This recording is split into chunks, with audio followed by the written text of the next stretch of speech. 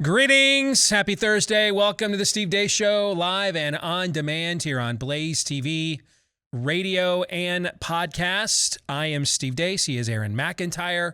He is Todd Erzin, and you are you. Let us know who you are and what you think about what we think via the stevedeace.com inbox. You can email the program, steve@stevedeace.com. That's DEACE, if you're wondering how it is spelled. You can also like me on Facebook, follow me on Twitter at Steve Deace Show. If you want to avoid those censorship platforms, just go to MeWe, Parler, Gab, and Getter, Gettr. You can follow me there without any censorship. Just look for Steve Deace there. And then look for clips that are free of censorship and free to watch when you go to rumble.com/Steve Deace Show. Again, rumble.com/Steve Deace Show. I want to begin with an email I received last night from a gentleman by the name of Corey Cummings, who then CC'd his wife, Sarah, on this note. Here is the note. If you are wondering why Built Bar is out of the pumpkin puff bars, it's because my wife just bought them all. 10 freaking boxes. I'm just reading this verbatim, all right? 10 freaking boxes. She joked about it for the last couple of days, and when she made the order tonight, I asked, did you really buy 10 boxes? To which she replied, I said what I said. I love that. I also love the role reversal. That's typically how we as men respond in these kinds of situations. I love the fact that she dropped that on him, though. That's great stuff. All right, so I don't know if they're all out of the pumpkin or not. I do know that the pumpkin's really good. So is the coconut brownie chunk. That's in the top 3 for me of greatest Built Bar flavors ever. Those are back in stock, and so are all of their other great flavors that you can get each and every day, all covered in real chocolate, loaded with protein and flavor, not loaded, though, with carbs, sugars, and calories. If you also want to buy 10 boxes or just one, get 15% off when you use my last name, Deace, as your promo code at built.com, B-U-I-L-T for Built Bar, built.com, promo code Deace to get 15% off. All right, today's show, we'll lighten it up a little at the end with 3 non-political questions, but there's going to be a pretty heavy theological, hard-hitting kind of motif today. So I just want to warn you, get your thinking caps on. We're heading into the deep end of the pool here today. At the bottom of the hour, a friend of mine, pastor here in Iowa, he and a production team have put together, they went all over the country to do this project. They have put together a documentary on the infiltration of Marxism and wokeism into the Christian church. It is called Enemies Within the Church. And we'll let you see a preview of this documentary, and we'll talk to Cary about this coming up at the bottom of this hour. Next hour, I wasn't sure what I was going to do for Theology Thursday this week, and then our CEO, Tyler, called me yesterday on my way in to do the show. And after 20 minutes into this conversation, I said to him, you know what, you just help me decide what we're going to do for Theology Thursday, because we were having kind of a big picture, meta conversation about where things are at culturally. And so for Theology Thursday, Jesus says, hey, you guys know, you see this in the sky and you know that it means it will rain or it won't, but you don't understand the signs of the times, or the sons of Issachar who understood the times for King David and what to do about them. All right. So we're going to read the signs of the times that we are in. We're going to take a step back and do a little recon on not just, I think everybody understands culturally where we are, but I want to go next level historically. Where are we? And so we will have that conversation coming up in the next hour for Theology Thursday. But before we get to those and other zany hijinks, of course, we begin with Aaron's rundown of what happened while we were away. What happened while we were away, brought to you by Fighting Back. This montage will feature clips and news stories from around the world featuring you fighting back against COVID tyranny and oppression. We'll begin in Florida, where this second grader may have to redo her entire school year because she's been suspended and disciplined so often for her refusal to wear a mask. She spoke to her school board recently. Tomorrow is my birthday. I am going to get suspended if I don't wear a mask for 3 more days. Just because I get suspended for not wearing a mask isn't going to change my mind. You can keep suspending me. I still have the right not to wear a mask. It is not fair that I'm getting punished because you guys, the school board, are not following the law. That is not fair. It just isn't right. I'm still going to stand up for what I believe in, and nothing's going to change my mind. I hope you all go to jail for doing this to me.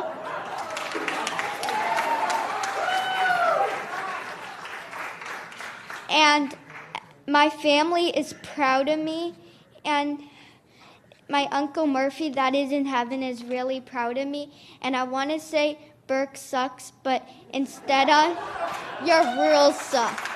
Last weekend, also in Florida, leading physicians from all over the world gathered there to talk about their recent Physicians' Declaration, which includes their commitments to fighting authoritarian public health measures like forced child vaccination, forced vaccination of COVID-recovered, and so on.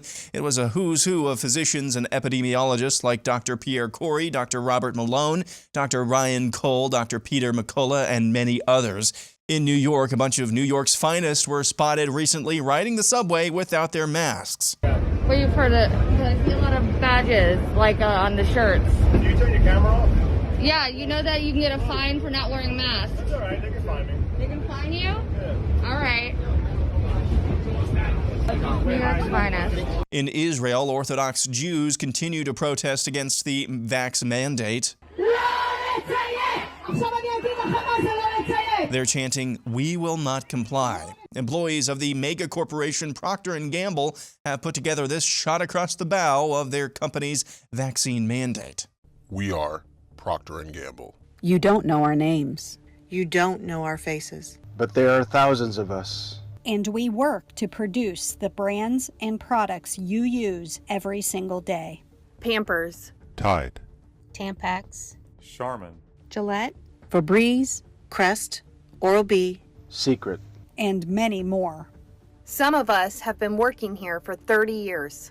Some of us have been working here for 30 months. But we all have one thing in common. Because our company has threatened us with termination in the near future. For daring to say, our bodies, our choice. On our own website, we have a line that states, "We show respect for all individuals." This is something our leaders preach to us every single day. But it is something that they have failed to put into practice. The consumer may not care about us being attacked. You may not even care if we're terminated.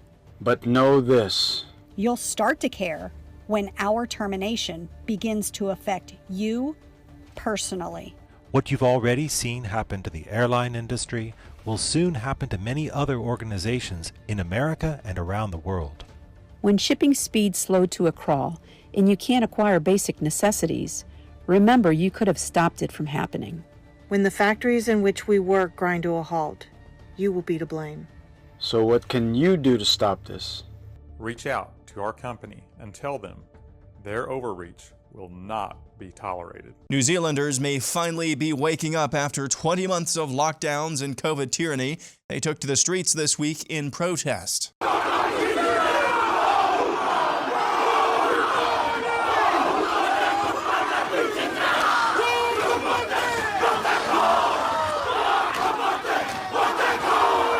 In Missouri, employees at a 3M factory walked off the job recently in protest of that company's vaccine mandate. Last week in London on Guy Fawkes Day, the streets were filled with people protesting vaccine passports and public health authoritarianism. In the Netherlands, a massive protest took place recently, by all accounts, one of the largest protests in the country's history against vaccine mandates. After 6 months, Italy has continued its protests. Melbourne, Australia is doing the same. And the French protests are still going on this week for the upteenth week in a row. They want you to think you're alone. You're not. And that's what happened while we were away. Amen. Aaron's montage brought to you by our friends over at Patriot Wine. And these wines come from deep within the Andes Mountains down in Argentina, made by the same families that have been doing this now for hundreds of years, one of the highest altitude vineyards in the world, around 9,000 feet. They taste incredible. Notes of blackberry, dark cherry, leather, and smoke. All three of us have sampled it. All three of us can personally rave about how good these wines are. Great to pair with a steak any time of year. And you can find that you're going to get half off as well without a promo code if you go get this top quality imported wine today at patriotwine2021.com. Again, no promo code necessary. You just have to go to patriotwine2021.com. Again, that's patriotwine2021.com. Let's get to Aaron's montage. And part of what I'm going to discuss in Theology Thursday is the reaction or lack thereof of reaction, so far anyway, from most governments around the world to these mass protests and what that may or may not mean. Okay, and I'm only doing a mild spoiler of that now because you guys don't know necessarily what I'm going to talk about next hour, and I don't want us to inadvertently get ahead of ourselves. Okay, so let's set that aside for a second. The state of government in general in the West or Western civilization, and I think even though it's a different hemisphere, traditionally we have considered like Australia and New Zealand sort of outposts of Western civilization. Fair? Yeah. We'll discuss this from the supply side next hour. From the demand side, let's talk about us and where we are. And that the theme on the show this year has been the answer is us. That we don't have 12 more months to wait until next November to put Mitch McConnell and Kevin McCarthy back in charge of the Congress for frankly, no good reason whatsoever. But at least they're not communists, I guess. That's our new standard, right? Don't be a communist. That's our new standard. Don't be that. Okay. Don't be demonic. Be corrupt. Be weak. Be a coward. But just don't be demonic. That's our new standard as we plunge into the depths of the lesser of two evils. But that's a year from now. Let alone, can Trump win in 2024? Should he run? Should DeSantis or Cruz run it? I mean, I will be tickled pink if we're sitting here with the luxury of having these sorts of trite, by comparison to what we're discussing now, debates 2 or 3 years from now. Fair? Yes. And it's going to be up to us to get us to get us there. It's going to be up to us to get us there. So, when you see Aaron's montage today, Todd, I'll start with you. And then, Aaron, I want to know why you chose to use this as a theme for the montage today. When you see what's in Aaron's montage today, all things that are occurring recently, and there's a lot more where that came from. I mean, this could have been a 15, 20-minute montage if you wanted it to be. Your reaction, Todd, is what? My reaction is that you've mentioned frequently how a lot of the churches in Europe have basically been turned into museums. Mm-hmm. When they're not turned into mosques. Correct. But there's a vigor over there on this particular topic, and we say all the time we're dealing with the spirit of the age, that they recognize with a level of vigor that we see signs of here in America. I guess my concern is that the bread and circus comfortability problem over here in America may impede it from going where it needs to go. I'm talking about what you laid out in your reaction, Steve, immediately after the recent school board elections, and how a sense of it can't happen here may have anesthetized certain more rural, tend to be more conservative school districts to not make sure that the vote got out and you didn't have villains like the one in my district who ended up winning. So my reaction is, what is it going to take, America, for you to fight back just as hard on this? I'm not saying it isn't going to happen. The Archduke Ferdinand snap of a finger effect, it may be happening right before our very eyes, and I'm just not quite caught up with it regarding kids now being vaccinated. Maybe that's it. But every weekend for months on end now, Europe has had the right reaction to this. And I get uncomfortable, as I know Steve does, when Europe is being more conservative than this country is. And this is a proper, you don't need to join the Young Republicans or anything like that, but this is the proper conservative reaction we are seeing. It's an over my dead body reaction. Whether they can voice that or not, it's organic. Like, we cannot be a free people if you do this to us. We need to see that in America at a higher volume than we are right now.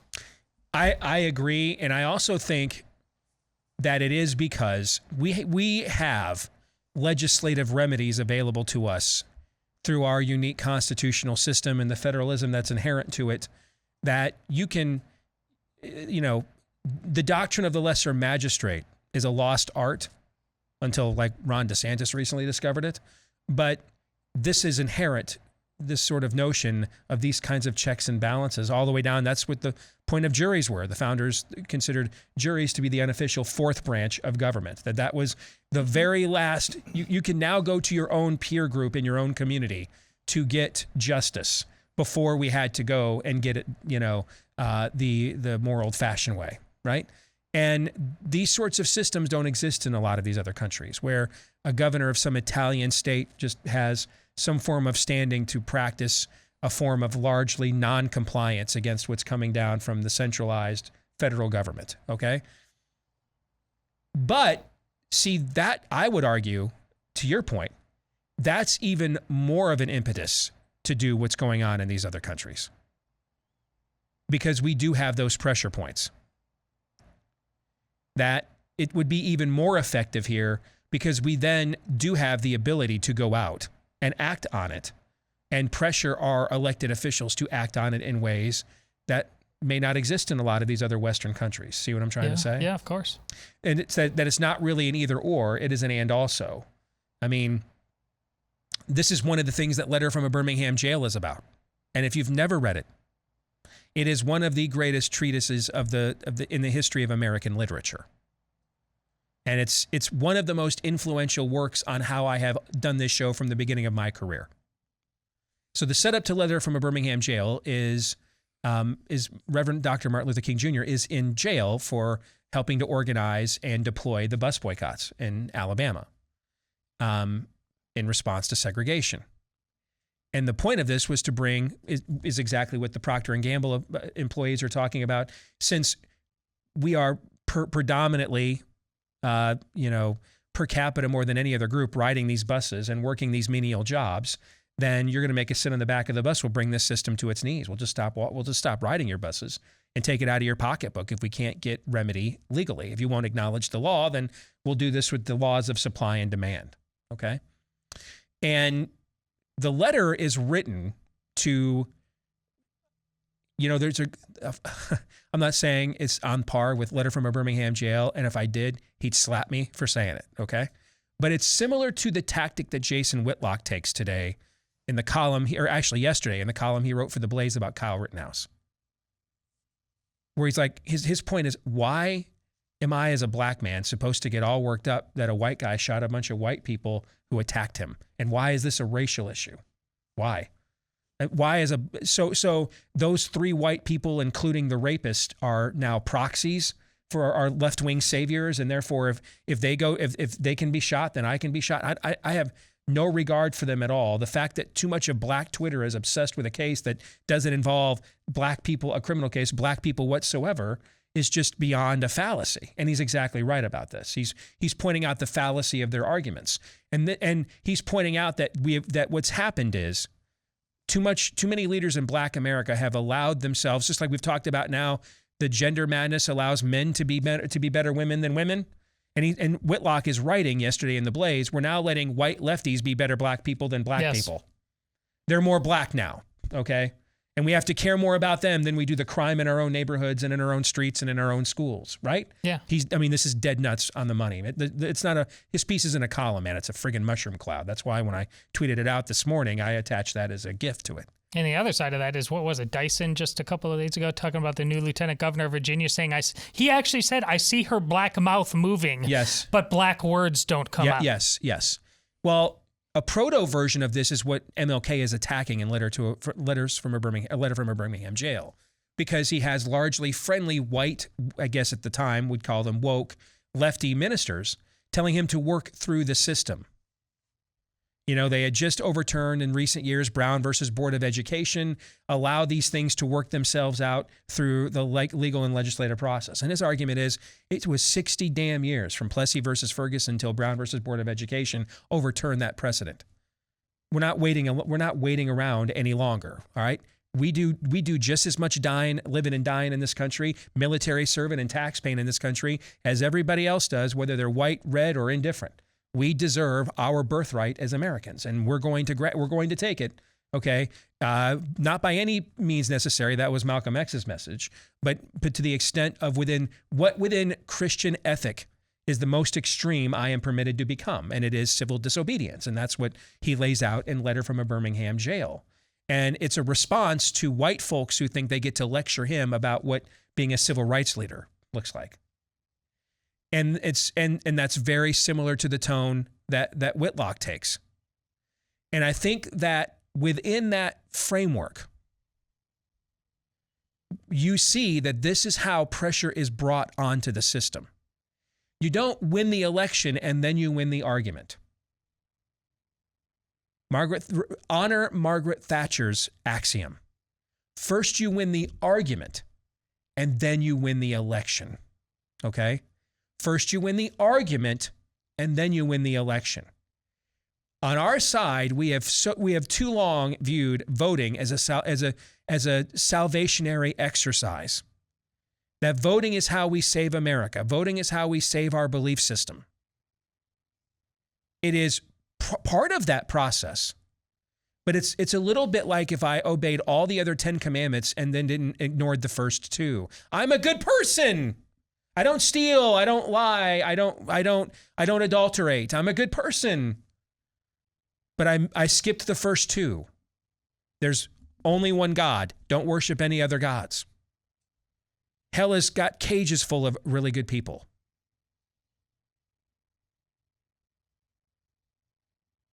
Is it anticipated that if you obey those first 2 commandments, you will then demonstrate the goodness that is now within you by carrying out as best you can those other 8 edicts? Oh, certainly. Yes, but that's the order of things, is it not? Yes. It's inside out, not outside in. We have attempted to do this outside in. We'll stay in our suburban spider holes, and then we'll just show up on election day and overrun the system. It's the other way around. First you win the argument, and then you win the vote. Now, in Europe, they have to go down this road because they don't have an alternative. They don't have like a Ron DeSantis they can turn to bail them out in certain places. But in our country, because we've had some of those things, I think we have forgotten this. Glenn Youngkin did not win that election in Virginia last week. What happened is the argument was won that parents are in control of their children's education and not the state. The argument was won that guys don't get to rape girls in the girls' locker rooms in our state. The argument was won, and then Glenn Youngkin won the vote. First you win the argument, and then you win the vote. Put it another way, a republic, you can keep it. Amen. Aaron, why did you choose to go with this theme with the montage today? I just think there are several legitimate stories outside of COVID. They all stem from COVID fascism, but there's several legitimate stories, whether it's the Rittenhouse trial or whether it's inflation or whether it's what craziness is coming out of the administration today. Several stories that you can go down, COVID or not, but it's important to actually highlight the people who are fighting back against this. And so for one reason, those people deserve props. They deserve kudos. And secondly, more importantly, or more maybe self-serving, not only for us, but for those in the audience as well. Listen, the enemy's game plan is always to divide and conquer. Where was Christ when when the devil tempted him out in the wilderness, all right?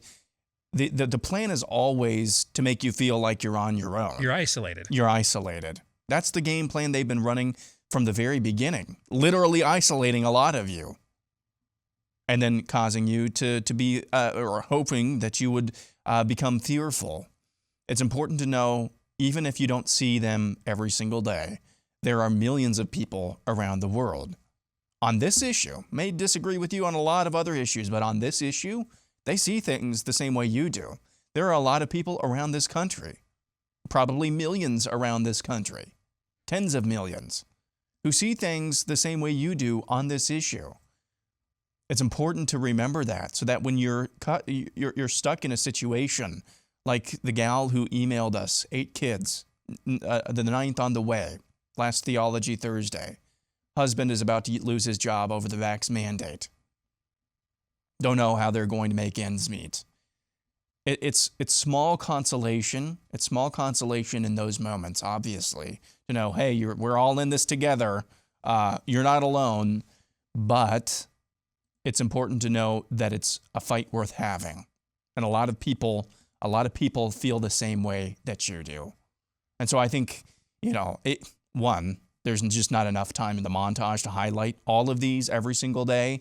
And so I thought, it'd be a good opportunity to kind of have a catch-all montage for a lot of these. But 2, just as an encouragement to know that you're not isolated. You don't have to be. The only isolation is of your own conscience and your own mind, if you let it go there. So that's the main motivation. What you just articulated is exactly why you're not seeing this footage on your major news networks, on linear platforms. You see it on places like BlazeTV. If you're on Twitter and you follow a handful of freedom, liberty-loving accounts, you'll get access to videos like this. Why don't they show you this? Because they want you to feel like, first of all, because these outlets are propaganda tools for the regime. And part of that propaganda is to, as Aaron pointed out, make you feel isolated, that you are alone. And you're not alone. That's why they're not showing this stuff to you. If there was all these calls for rallies and 5 or 10 people plus flies showed up, would they be showing these things? Oh yeah. Yes, they would at the top of every damn hour. Because again, this is a propaganda war. That's what you get in civil wars or any other kind of war for that matter. All right, and so this is a propaganda tactic. If they could make it look like you are isolated, look, they tried to do something and this many people showed up, ha ha ha, laugh laugh laugh, right? Okay, they would. Like we did when Barack Obama went to do a rally for McAuliffe in Virginia, and we were shocked that a popular former president can only draw a couple of hundred people in a state that he turned blue himself. Right? Or by showing them you see this many people engaged in actual peaceful protest. They're not burning down their cities. That we just got done talking about Rittenhouse. They're not shooting people in the middle of the street. That's a great point. We are not alone. You're not isolated. And that's been a great encouragement to me, because even though our show has grown tremendously in the last couple of years, it's still nowhere on par with, say, where Glenn Beck is at or Mark Levin is at. All right, that's why I go on their shows to promote my books, and they don't come on my show to promote theirs. They don't need my help, all right? I need theirs, okay? And so that's why I've been so encouraged to see so many pockets of this level of resistance way outside the ecosystem reach of our program, which means that this is happening everywhere in the West, everywhere. There's still life in the old lady yet, okay? But that won't last for eternity. There is a window, and we'll get into this next hour, for Theology Thursday. There's a historical window to act right now, okay? But it will not stay open into perpetuity, especially with so many of our churches asleep or deceived, and we'll talk about that here next. Folks, if you sit around just waiting for the next election, the country is going to be lost. We simply cannot vote our way out of tyranny. You know that. That's part of the core message of our program here. That's why I'm excited to let you know about a real way to change the way that D.C. does business. They won't teach you this in their indoctrination camps, known as the government schools. But Article 5 of the Constitution gives the states the authority to call a convention to propose amendments limiting the power of Washington, D.C. without the approval of Congress or the president. And this is how we can get potentially term limits and other much needed reforms. If you want to go on offense, calling a convention of states puts us on a battlefield where we have the advantage. So you can join so many others, like my friend Congressman Chip Roy, for example, our very own Daniel Horowitz, Governor DeSantis, Rand Paul, many others across the nation signing and sharing the pledge at conventionofstates.com/Steve. Again, if you want to sign and say yes to the pledge, conventionofstates.com/Steve. Again, that's conventionofstates.com/Steve. Well, a new movie has just been released, a documentary, and it doesn't pull any punches at all. Take a look. What happened to the church? To the living, powerful, transformative, nation-shaking Christianity? What they're trying to do is completely demolish Western civilization and then to rebuild it in a just society. How do you break down American Christianity? I think the problem today in our culture is many of our words have been co-opted and stolen and dumbed down and reversed. Social justice is sold as something that it isn't.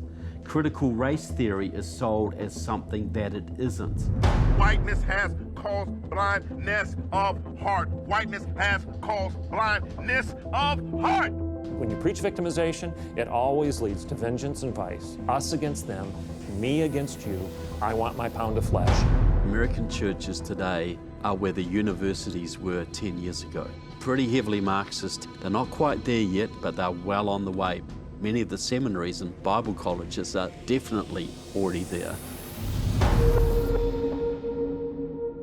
That message that they're going out and taking the world is not, you need to repent of your sin, receive Christ. Instead, the message that you actually have is they are under the weight of racism or sexism or homophobia, and then we need to unify them together. I'm gay, I'm 29, I'm a youth pastor in New Jersey. I'm straight, and I'm also a youth pastor in New Jersey. We're planning on sharing life together for the rest of our lives, which we're not totally sure what that looks like. Obviously, Nick is straight, and he does plan on getting married. When he has a wife one day, she'll make those decisions with us. The future damage of what we're doing now is just going to be enormous. The entire fabric of family, personal wealth, private property, all those things are out the door.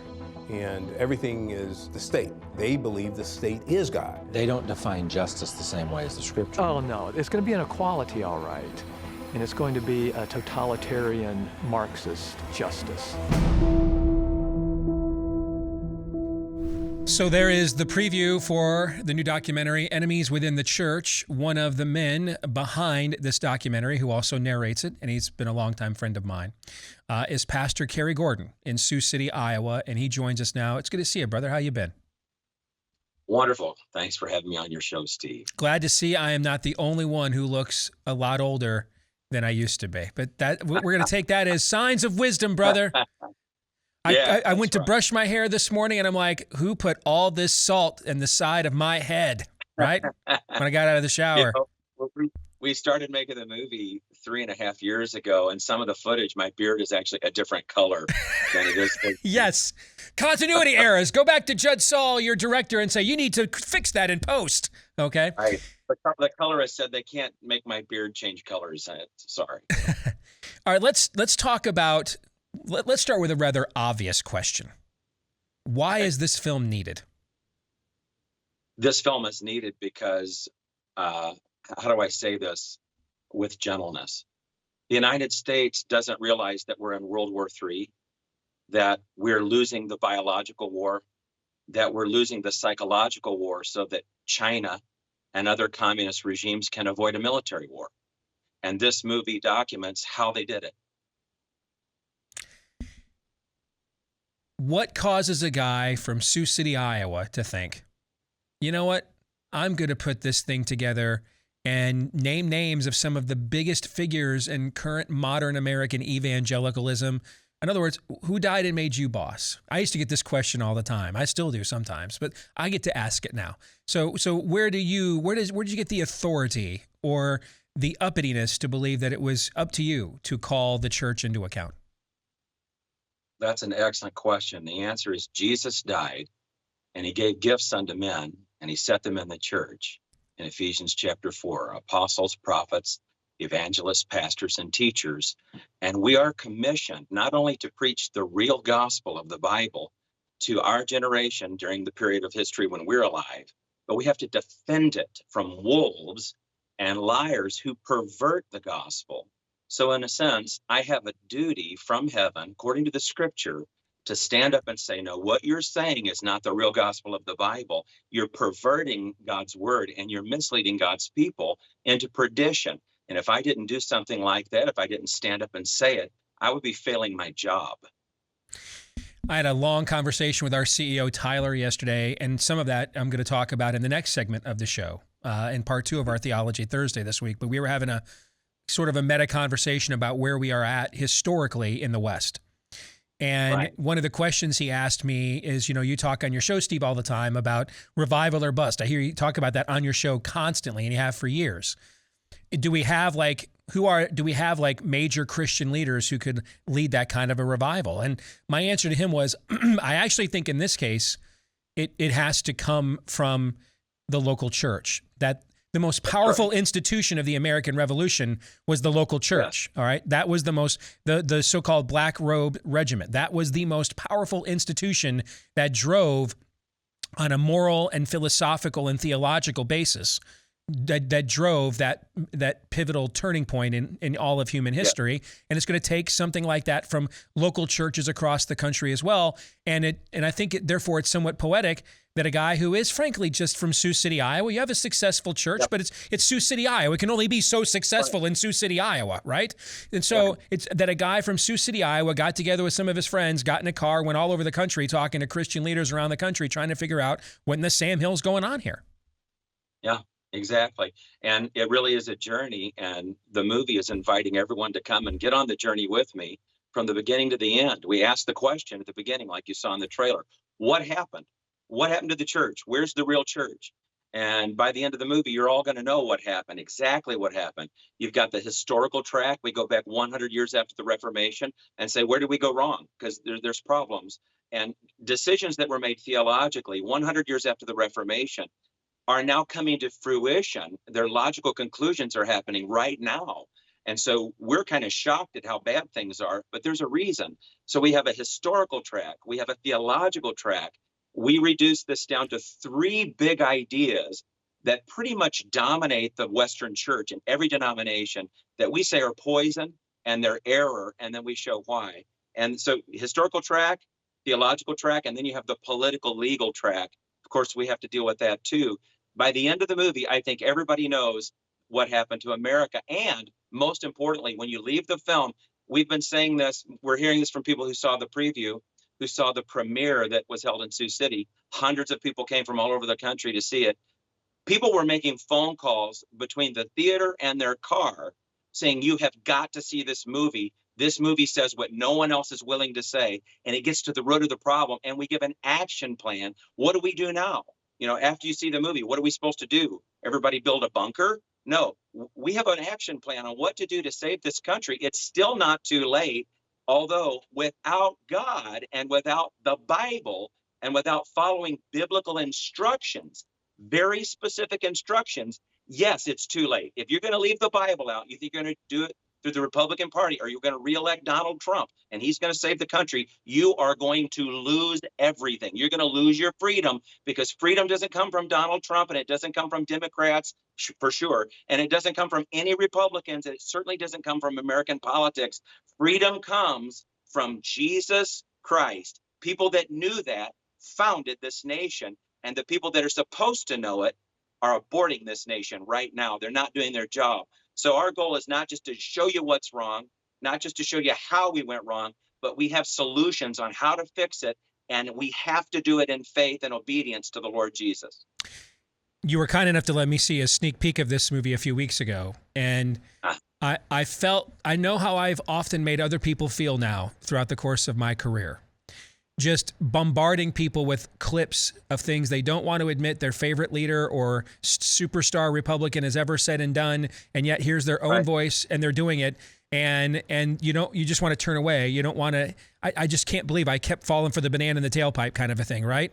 There's several of these moments for me watching this, and I'm certainly not uninformed and no shrinking violet. There's one that is, the next morning I came in here and said to Todd and Aaron, it is etched in my brain. And it's watching Al Mohler at the Southern Baptist Convention repent for denying the fallacy of sexual orientation and admitting that this actually exists. All right, that in other words, certain sexual behaviors are compulsive. Okay, and they're innate. Watching that clip, I will tell you, I almost turned it off. Like, I don't think I can do any more of this. And then I realized if I did that, I'd be doing what a lot of people have done with me. And so I had to get through to the end. There's several of these kinds of moments in this movie, Cary. Well, and the thing is, from a personal standpoint, we're only showing you the tip of our pinky finger and what we've learned through this 3.5-year process. And I can tell you that I've had to have a lot of prayer and a lot of grace from God, because this is heavy stuff. It's not easy to know what's going on behind the veil, behind the curtain. And so we give you just enough so that you're just clear and you understand how bad things really are. It's not what you think. A lot of us are living in our little small bubble filled with faith and praise songs. But I'm telling you, America's coming apart at the seams, right? It's coming apart at the seams. I think what's coming in the next 6 months to this country is going to leave people with their heads spinning. They have got to wake up. But here's the good thing. I have actually had a lot of ministers, and I don't know how you feel about it, Steve. You saw it to the end, I assume.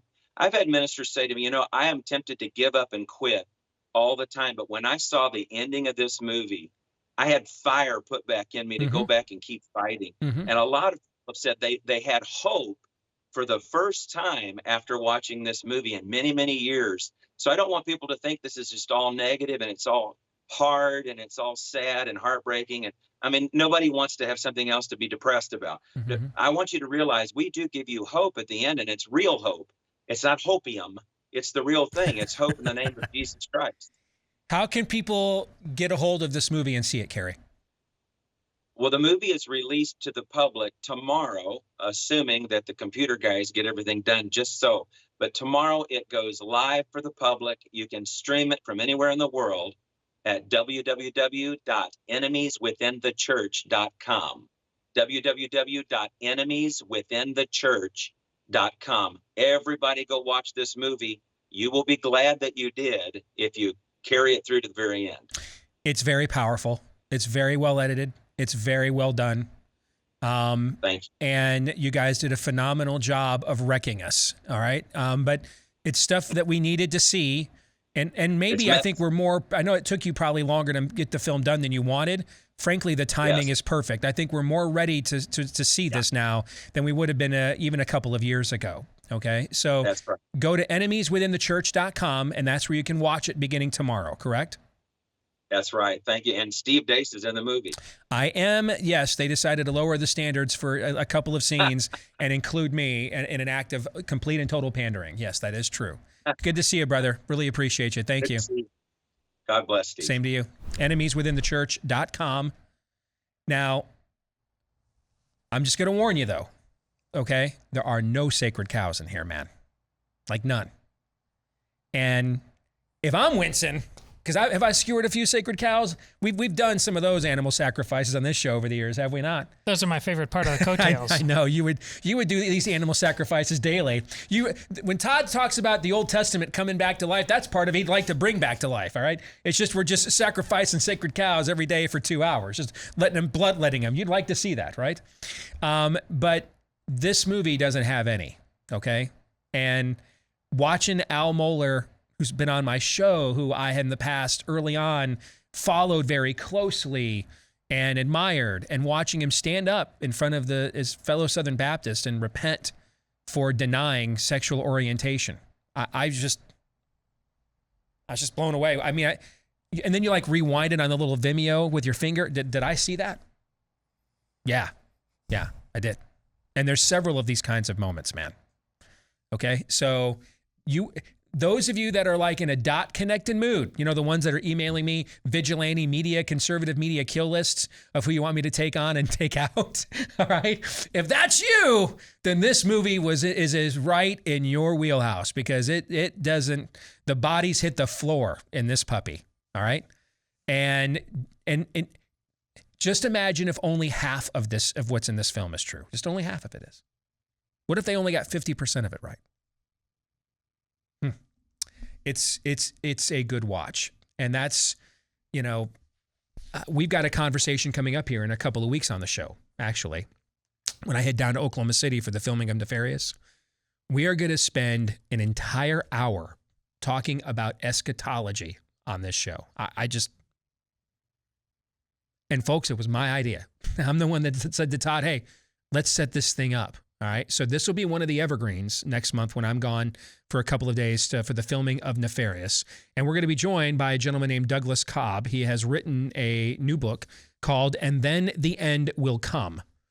And he lays out his thoughts prophetically on why this could very well be the generation that sees Christ return. So if you want to get that book before that episode runs here in a few weeks in early December, you can just go to the website, andthentheendwillcome.com, andthentheendwillcome.com, or just find it on Amazon.com. Again, it's by Douglas Cobb, And Then the End Will Come.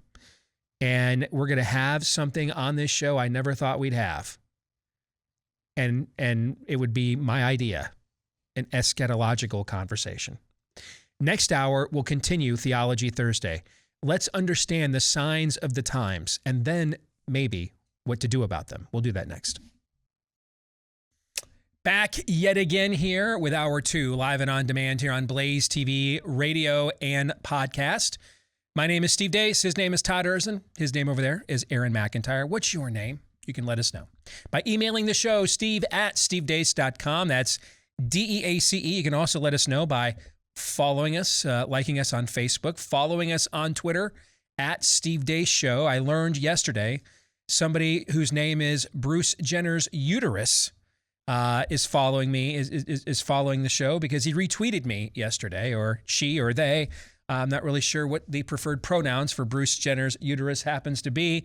I just know that my day felt complete when I learned this, and it was only like 7:30 in the morning yesterday. That's why I was in a really good mood. I mean, when you feel like your mission for living that day is fulfilled by 8 o'clock in the morning, everything's kind of downhill from that point forward, right?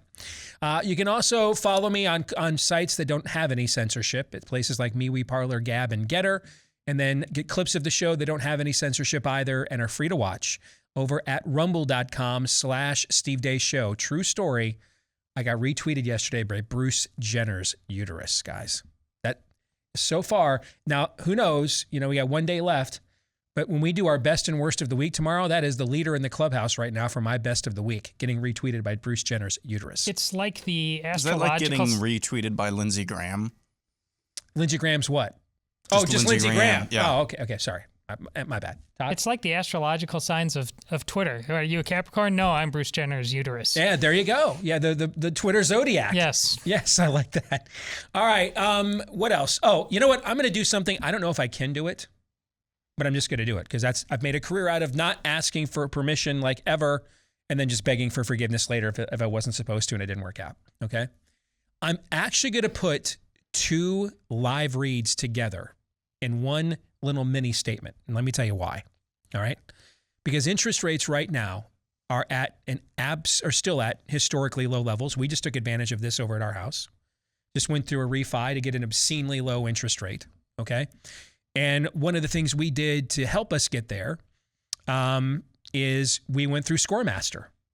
Because until the last couple of years, while we were building this show and this business, even at the Deace household, a lot of times we were kind of living paycheck to paycheck.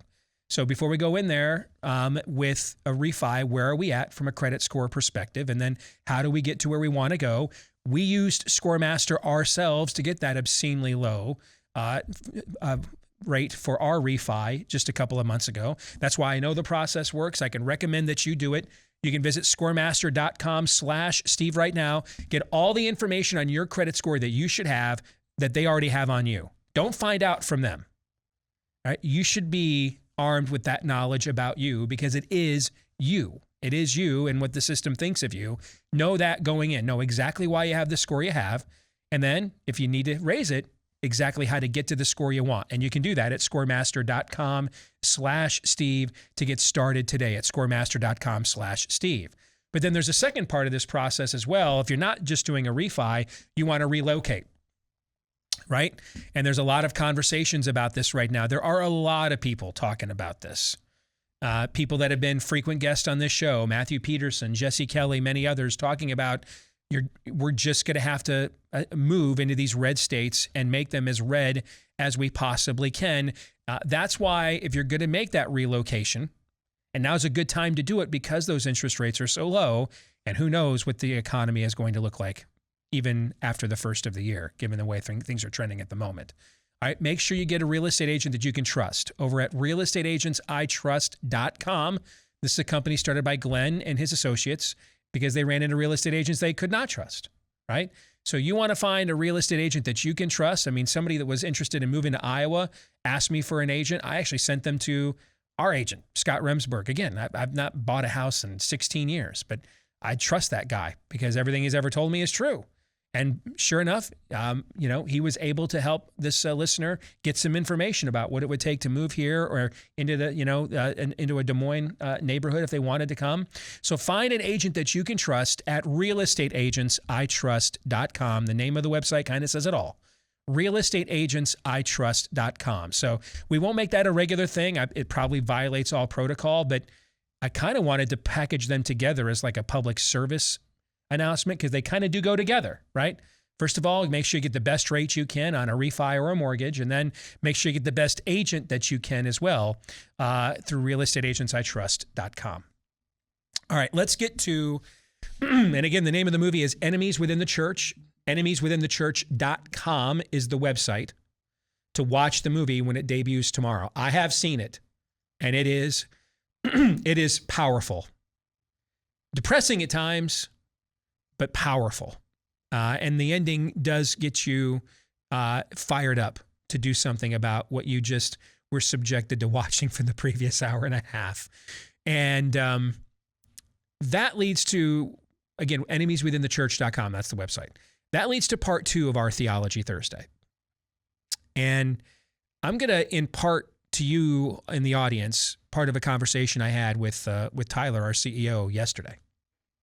And he just called me before the show. We were just getting caught up on stuff and ended up getting to a broader conversation about where things are at culturally, but also historically. And about 20 minutes into this conversation, I'm like, dude, you just told me you just showed me this is what I got to do on Theology Thursday tomorrow. So I'm going to do it. It is important to understand the signs of the times. I mean, the ruler of God's creation says it is. He chastises his followers, his people, for not understanding the signs of the times. In the Old Testament, the sons of Issachar came to King David's aid because they were men who understood the times and what to do about them. It is how we demonstrate discernment. And that is a key ingredient to being successful in God's economy, is discernment. What is discernment? I just told you. Understanding the signs of the times, reading a room in a specific situation, and then having the wisdom because of some basic knowledge of the owner's manual to the universe, the Word of God, on therefore how to confront any given or not confront, because sometimes the answer is to not confront, right? So how to or whether not to confront any particular situation. That's what discernment is. Wisdom in action. And sometimes wisdom calls for inaction. There's a lot of talk about where we are at culturally here in the U.S. I want to go up a notch. We've even discussed it a few notches higher, theologically. But I want to discuss where we are historically, because history doesn't just repeat. it rhymes. Especially when the enemy of history has a very familiar playbook. The enemy of history is it's similar to, well, it's similar to, schematic fads in football. The zone read and put the quarterback in a shotgun and turn him into a runner and running the option with a running back. That's the veer offense of the 70s, but we just have the quarterback in a shotgun now. RPO, run pass option. Well, there's three options. The quarterback can run with it, the quarterback can hand it off to another runner, or the quarterback could pass. It's a triple option offense. Did we just invent the triple option offense in 2014? No. No, it was previously, we called it a flex bone or a wishbone, but the triple option offense has been inherent to football for almost since its beginning, right? Modern beginning. What's happened is these things aren't so much innovations as they are, meaning brand new. There's very few things that are like brand new. Every once in a while, someone will come up with something brand new. Like the BYU passing offense was considered brand new. That's why everybody copied it for decades in college and pro football. Bill Walsh copied it and brought it to the NFL and was called the West Coast offense. That was brand new. That was revolutionary. But most things that are called brand new and revolutionary are rebrands. Not new, not innovative. They're rebrands. The fundamentals remain the same. They're just updated for a different time and era. This is what the enemy does. Every now and then, there will be a Lavelle Edwards BYU pass offense. And it will often accompany some great technological advancement, the telephone, the internet. But we don't, as human beings, we don't get these communication revolutions like every 50 or even 100 years, right? These typically come, centuries apart. So what does the enemy do in between? Just update and rebrand. That's all. Just update and rebrand. Right now, we are using the following terms to describe the spirit of the age: fascism, Nazism, Marxism, communism. Are those things accurate descriptions of the enemy we face in the West? Yes. But they're not sufficient. Because it's more than that. Is it accurate to say that? Yes. But it is more than that. In fact, I would argue that freedom, human freedom, since Adam and Eve were kicked out of the garden, have never collectively faced a threat. Has never collectively faced a threat. Since the Dark Ages, at least, like it does now. And that there has never, ever been in all of human history a moment where collectively so many disparate nations and cultures and governments lost their damn minds. Just never happened.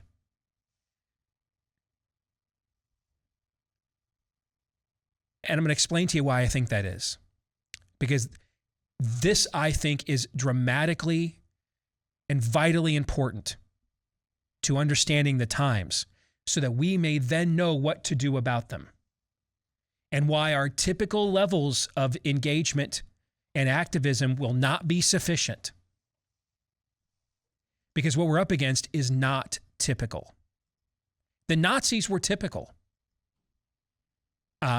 More vile, more technologically advanced, and therefore ghoulish and gruesome.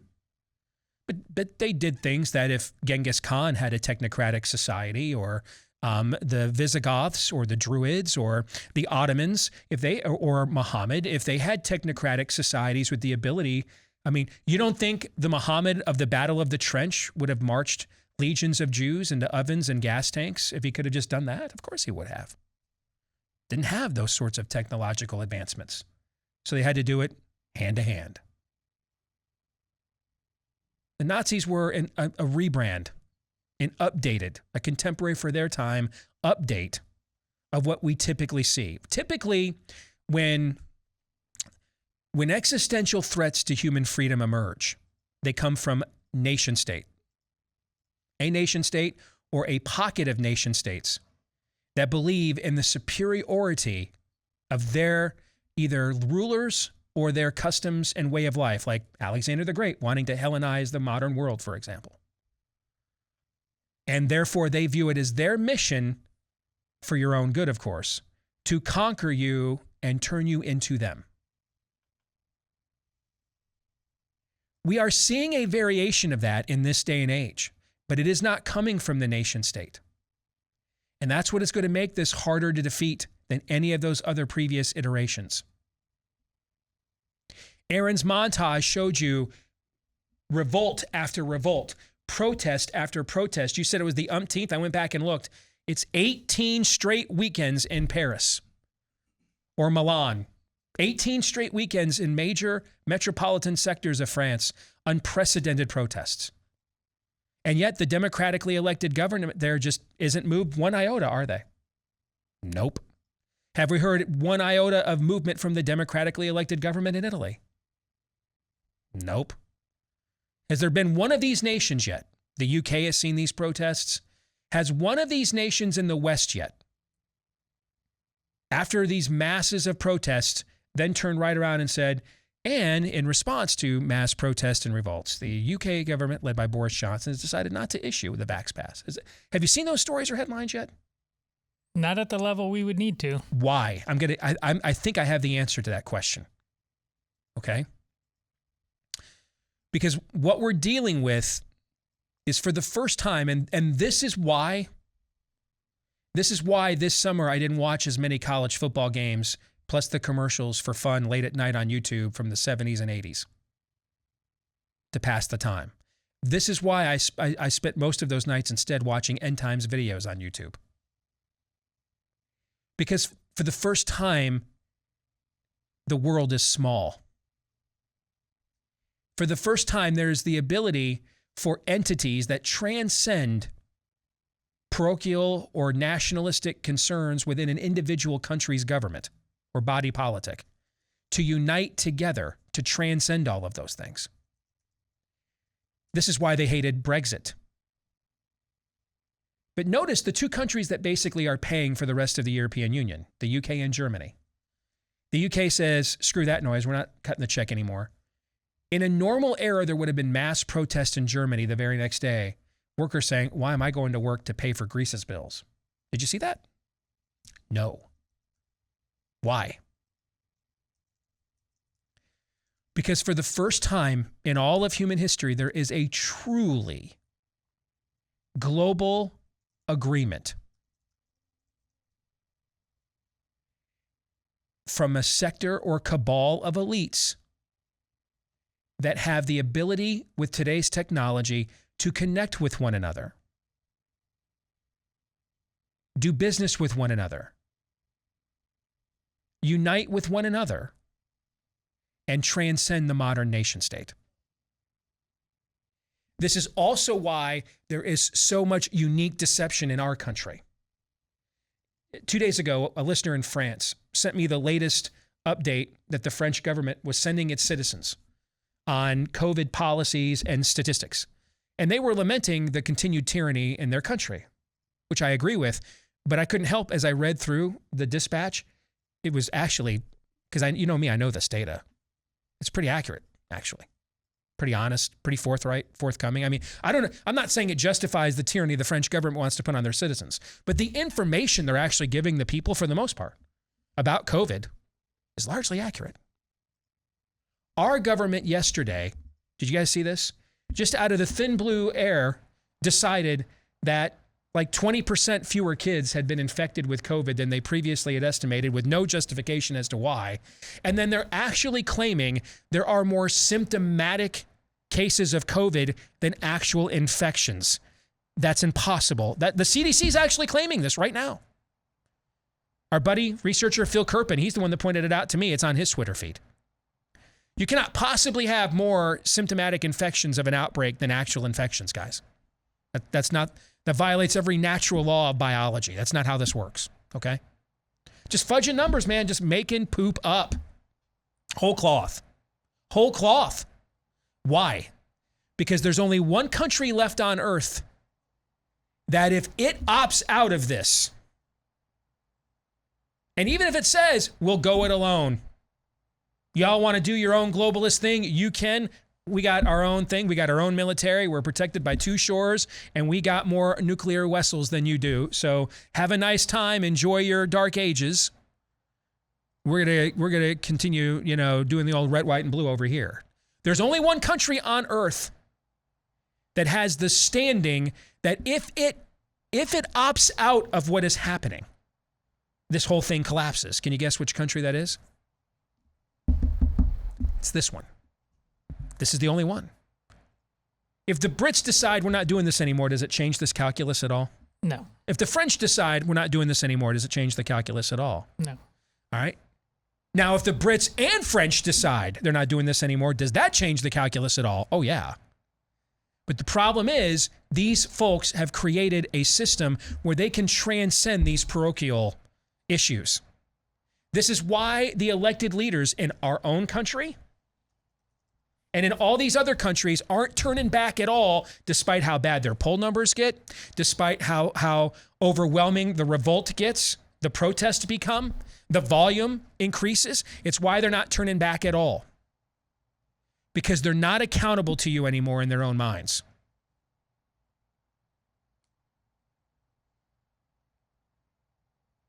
They work for this system. And the system is not just communist, and it's not just Nazi, and it's not just fascist. It's all of those things. This is like if the enemy came up with a greatest hits list and decided, all right, let's take A Day in the Life off of Sgt. Pepper, and let's take something off of Abbey Road, and let's take Revolution or Back in the USSR off the White Album, and put it together for an all-time greatest hits. It has the technocratic, cold, calculating worship of materialistic science as an agenda that the Nazis loved. It has the retconning, agitprop, redefining of words, and just completely retconning and memory holding history that the Soviets loved. It has the alliance of elites within the public and private sector that is the classical definition of fascism. It is not one of those things. It is all of them. All of them. And the enemy has all his chips in the center of the table now. We're all in now. All in. And short of mass revival in the West spiritually, there's only one thing standing between that being the winning hand with whatever cards they're holding. Us. And that's why the other countries are actually getting valuable data to their people, but then tyranny. We can't even get good data and then tyranny. Because we're the tipping point here. We're the reason that this world did not turn away from freedom and liberty in 2 world wars and a Cold War in the last century. And we will be the only reason that the world doesn't or does in this one, barring revival. It's this country. This country is uniquely positioned in its own way in a cultural war setting. It is a valley of Megiddo right here. This thing's going to turn on what happens in this country right here. There is no other place on earth that can truly exempt themselves from this. They don't have the commerce, they don't have the economy, they don't have the middle class, they don't have the manufacturing base, they don't have the fuel, they don't have the spirituality or morality. No other place on earth. No other place on earth could say, I would prefer not to. I'm going to conscientiously object. Enjoy your dark ages. We'll be over here. playing Super Bowls. No other place on earth can do this. We are the only one. And that's why the stakes are so high. That's why the level of deception here, and take it from somebody who has looked and studied as much COVID data as anybody has that isn't specifically in the medical field for the last 2 years. We have the worst and least reliable data in the civilized world, and it's on purpose. It's on purpose. Because we're the last contending hand at the poker table. We're the only one left. And we're actually arguing with ourselves about whether we want to fold. Because everybody running the system right now in our country wants to. Or is already committed to this, well, we'll call it what they call it, Great Reset. But that's what's occurring here. This is why the local church in the conversation we just had with Cary Gordon is so important. Because the local church was where the mustard seeds of liberty and freedom were planted in this culture and on this continent to begin with. Why did the Pilgrims come here? You ever read the Mayflower Compact? They literally came here to establish a Christian-influenced society. They wrote it in their charter. Why did they flee England? Their own countrymen. They weren't fleeing the Moors. They weren't fleeing the Druids or the Norsemen. They were fleeing their own country, the Church of England. Because it had become debased. They came here with a specific mission and purpose in mind. And it's laid out in the first governing document ever written and forged on this continent. And about 160 some odd years later, those seeds are further codified in what is written in the Declaration of Independence. And then the Constitution. This is the last outpost right here. And this is going to rise and fall based on what we do. Now, it's entirely possible that no matter what we do and how well we do it, that this is truly history's final chapter. That's possible. And if that's the case, that's okay too, because we know how that story ends, right? Yes, we do. Okay. But if it's not, you can have a cataclysmic event that doesn't mean the culmination of history. We've had that before. It was called the Dark Ages, and it lasted for centuries. The idea that we can't go back to that is not true. History doesn't just repeat, it rhymes. So to me, if we do what we're supposed to do and stand up for what we're supposed to stand up for, but still lose, I'm actually encouraged by that, because that probably indicates that the signs of the time are maybe more eternal in nature than historical, right? Mm-hmm. And I know how the end of that story is written, and I'm looking forward to that ending. But what if it's not eternal, the front we're fighting on, and it is merely historical? We are talking about potentially sentencing generations of our children and grandchildren to darkness. And that's why I have said before, at a minimum, the stakes we're playing for here are Western civilization's future. That's the low end of the game. The ultimate end might be you might be watching the end of history unfold right in your time. But at the very least, we're playing for the end of Western civilization or its continuation. You know what the world looked like before Western civilization? Nothing like it looks now. And that's why I think this isn't a time to make 3 or 5 year plans. this isn't a time to say, well, I'll wait for 6 months when I'm in a better position and then I'll do blank.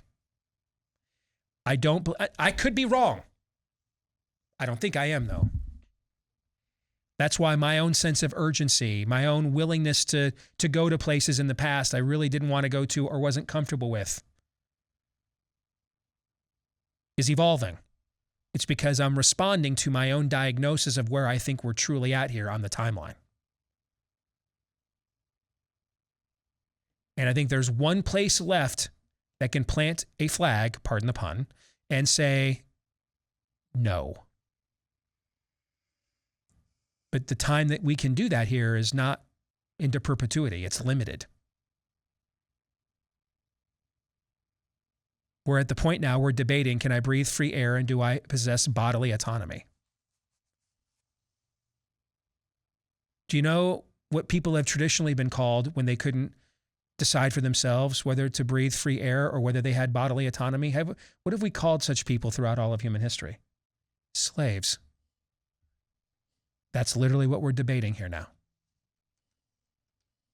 And if those are the stakes we're playing for, then we have to raise our game accordingly. 3 non-political questions are next. Several of you have emailed me here in the last couple of days asking me about this product. It is an outstanding way to do something new, original, special for a Christmas gift for somebody this year. It's called Paint Your Life, where you can have an original painting by a world-class artist done by hand of any photo at an affordable price. So I'm doing this, hope she's not listening to this episode. I'm doing this for my mama for Christmas this year. I took the oldest picture I have of the two of us together. I'm maybe a toddler. I'm going to guess maybe about 3. And that would make her about 18.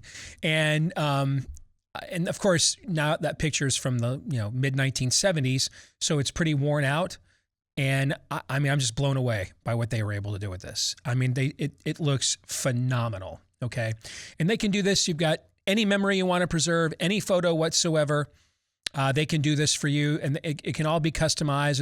Is there a specific style of painting you want? You can even customize the framing if you want. All right, so it's a quick and easy process. You can get a hand-painted portrait in about 3 weeks, something that's meaningful, personal. You'll cherish it forever. Again, just a unique, special Christmas gift, and they look great. If you want to get this for somebody this year, here's all you need to do.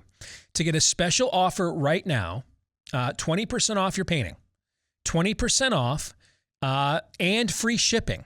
Let me throw that in there for you too. So 20% off and free shipping. Text the word Steve to 64,000. That's 64000. Text the word Steve to 64,000 and you'll get 20% off and free shipping, and you will not regret this at all. It is a fantastic product. Steve, text my name, first name Steve, to 64,000 for Paint Your Life. All right, let's get to 3 non-political questions. We all have questions. Who am I? Why am I here? Where am I going? Who am I? A search and a question of identity. Why am I here? A question of meaning and purpose. Where am I going? Question of destiny. Some better than others. What sort of morality or proto-morality would you expect to find in a chimpanzee troop?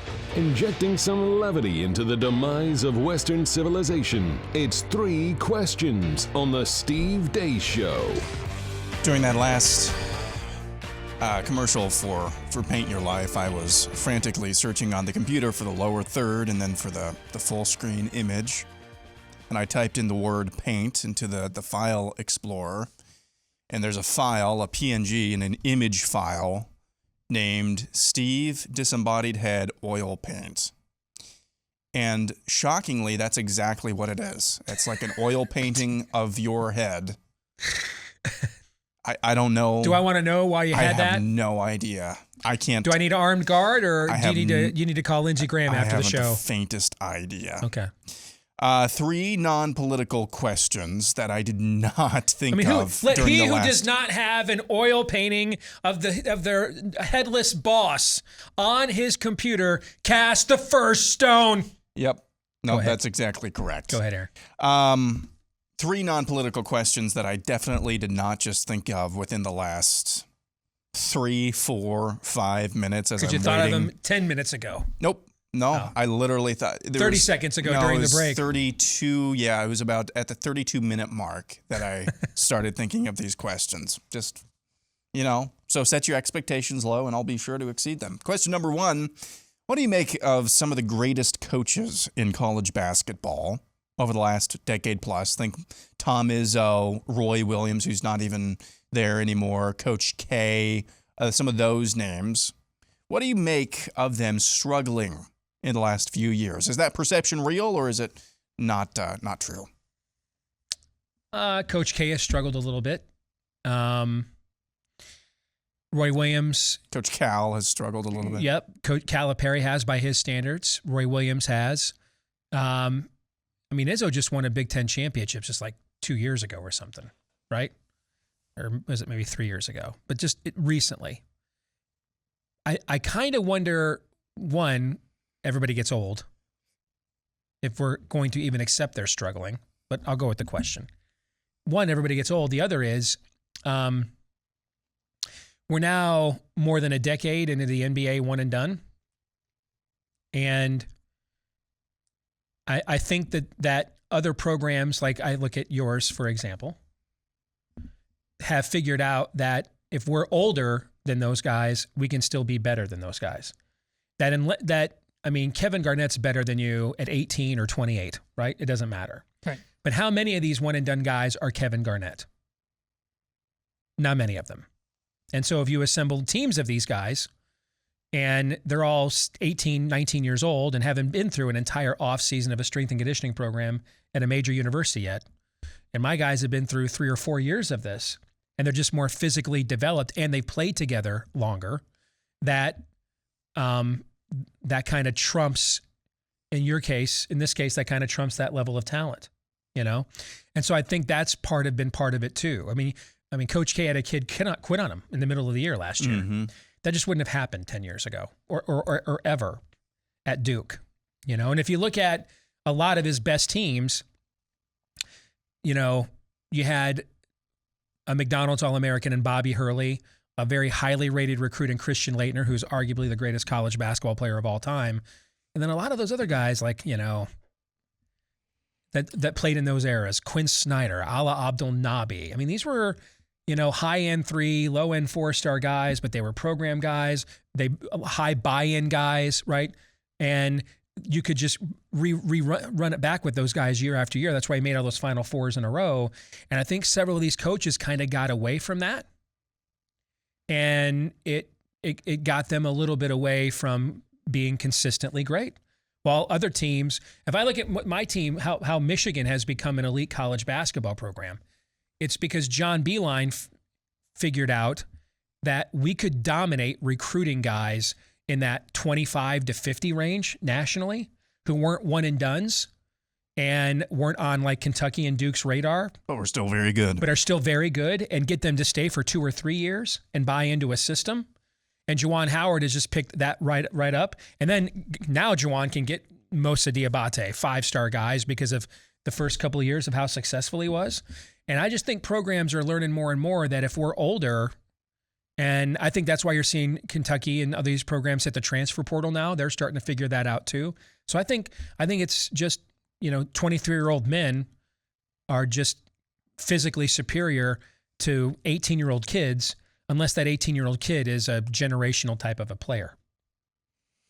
Yeah, a lot of variables changed within the last decade that take away from the greatness of the coaches we're talking about in basketball, and would take away from any sport. It's culture.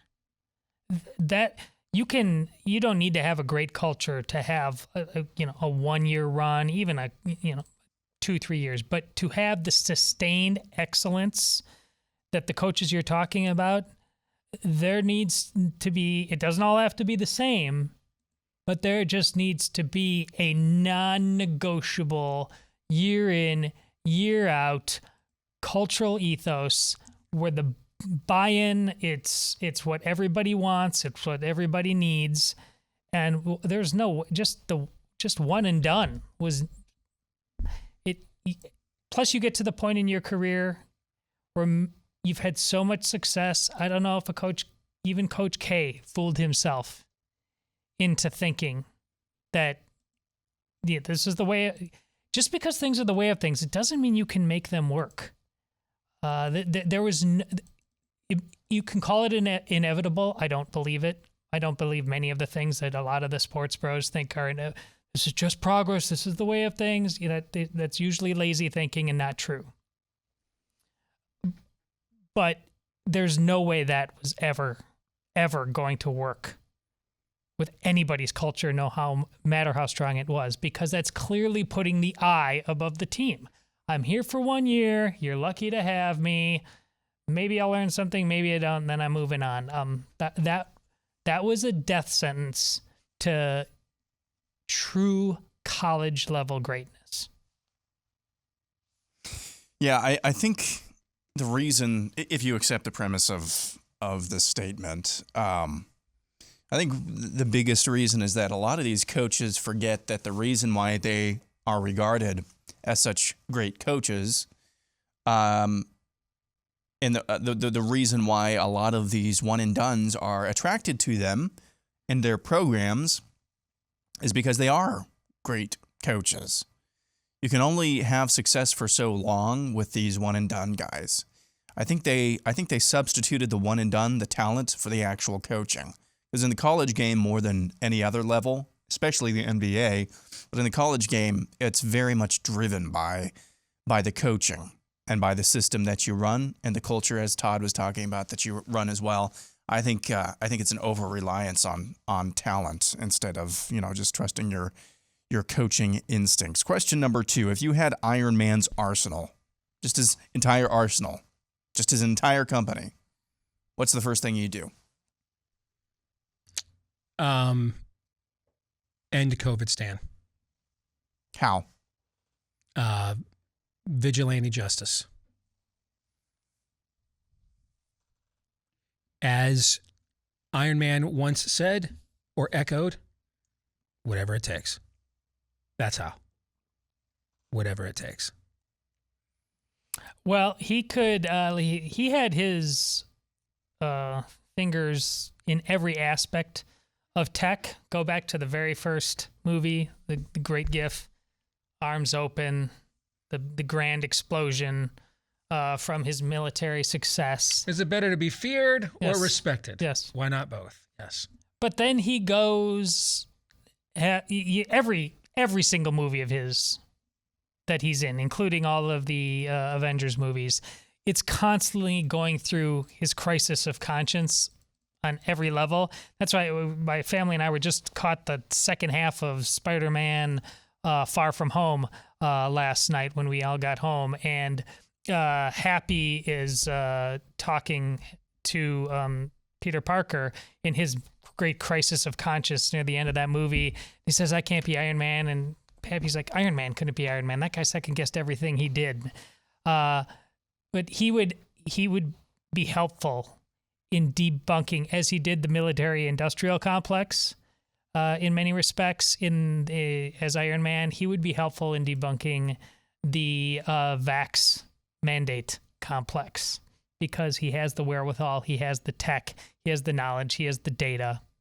He could paint the picture. I would, if I had his entire arsenal, I would just probably take over a country and just kind of, why defeat COVID stand when you could make something better and just say, screw all y'all, we're doing our own thing together down in, like, I don't know, Uruguay or something like that, or Paraguay or something like that. Take one of those countries over. Question number 3. If you were to open a restaurant, what would the restaurant be called? And what would be one or two of the staples on your menu? My restaurant would be called Smug. Nice. Keep going. Staples would have to be just outstanding buffalo wings. That would have to be one of them.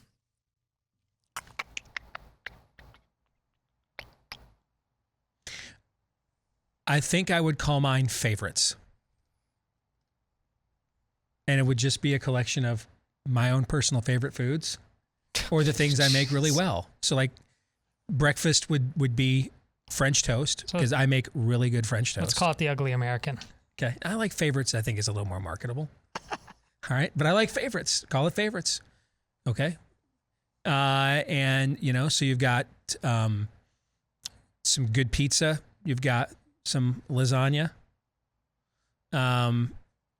You know, you've got a really good burger, a good steak. It'd be favorites. Things that are my favorites. Good shrimp. Is that one of your favorites? These are all things that I love. Burger, one of your favorites? Yeah. Is that Steve's favorite? It's one of them. Okay. Burgers. Did I say booger? No, I just... Okay. I meant burgers. Sorry. My problem would be the dessert menu. What to limit it to? Just Built Bars. It's just pumpkin stuff all year round? Yeah. Okay. But, yeah, I would call it favorites. I think that's a pretty cool idea, actually. Because it centers around you. Yes! I love me some me! It's not like I'm the only one. You'd be like the soup Nazi there. Could I have this replaced? No! No soup for you! No. No favorites for you.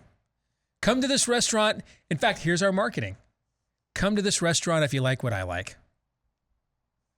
Those are the commercials we run. What do you think? Well, of course, it doesn't matter what I think. Yeah. It doesn't matter what anybody thinks at this restaurant. I know. Have you seen a theme here? Have you had Iron Man's powers? What would you take over? If you could start a restaurant, what would you do? Make it all the stuff I like. Right? Are you guys sensing there's a reoccurring theme here? Yeah. Correct? Yeah. Okay. And the marketing is, if you like what I like, come to this restaurant. If you like what I like. Oh, delightful. Mine would be, I had this idea before I got married. I would just call it kind of The Bachelor. And the point of this restaurant is that there are no staples and there is no menu. It's just kind of whatever's in the fridge that day, throw it into a pot with some eggs and serve that. I think it goes without saying that the staff of the Steve Deace Show has no hope in the restaurant industry whatsoever. Why would you say that? With some eggs. Good. With some eggs. Eggs make everything better. That's just some protein. Whatever's in the fridge, just throw it together, and then he tosses in with some eggs. It's just so random. So how's that for thinking of 3 questions in 3 minutes? With some eggs. That's what you should call it. With some eggs. With some. Let's call that. Whatever's in the fridge with some eggs. The eggs are the staple. Eggs with everything. With some eggs. I can't take these two guys out in public anywhere. I liked my idea quite a bit. It's called your kitchen. That's because that's what it is. I'm quite fond of it. Was that idea your favorite idea? It was my favorite idea. Yeah, a restaurant called Favorites based on my favorite things. And we just play that, by the way, my favorite things, that just plays on loop in the restaurant 24/7 every day. My favorite things. Michigan theme song, that's it? My favorite things, that song is all that plays all the time, over and over again. My favorite things. The Muzak version, too. Make it really annoying. We're back at it again tomorrow. Until then, John 3:17 with some eggs.